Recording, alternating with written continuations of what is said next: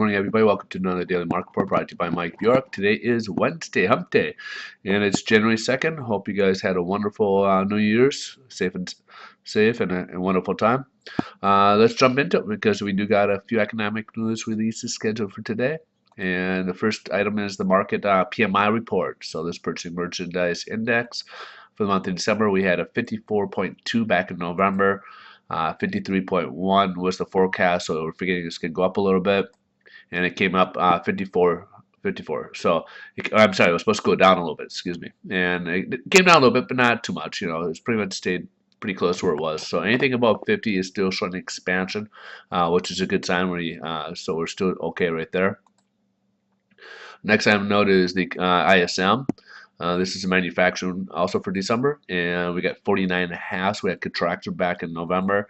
We figured it'd grow to about 50.5, and it grew to 50.7. So a little bit more expansion shown. We were about a little over 1 point basis difference between November and December. So nice movement right there. That's also very good to see. And then we got construction spending for November. We had October growth of about 0.7%. We figured it'd go up about 0.8%. It came up only 0.3%. So we had a slowdown in construction spending for the month of November compared to previous months.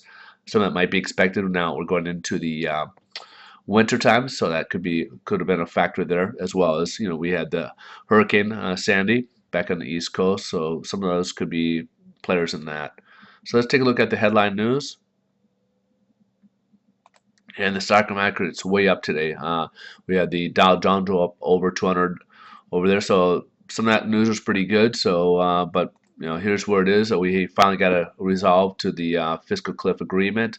Republicans and Democrats are basically in the process of signing into law a new agreement, and looks like I haven't seen all the numbers myself personally, but preliminary, it looks like it's something that could be something more temporary, and we could be facing the same thing again. So in the future. So in any case, it looks like, at least for now, it looks like we're going to be escaping it. Basically, a lot of it looks like it's going to be in place, except for I'm not sure where the salary income is really going to include. So at one point they were talking about 250, at one point talking about 400. Republicans at one point tried million plus.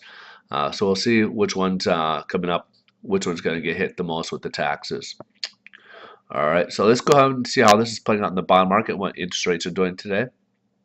So as you can see, we had a big, huge drop down here. Even though we're up 9 basis points for the day, interest rates went up as a result because all the money is coming from the bond market, which is a flight to safety, over into the equities market because they like the news about for the fiscal cliff being resolved. So we were down for the day. We brought down all the way down to the 10-day moving average.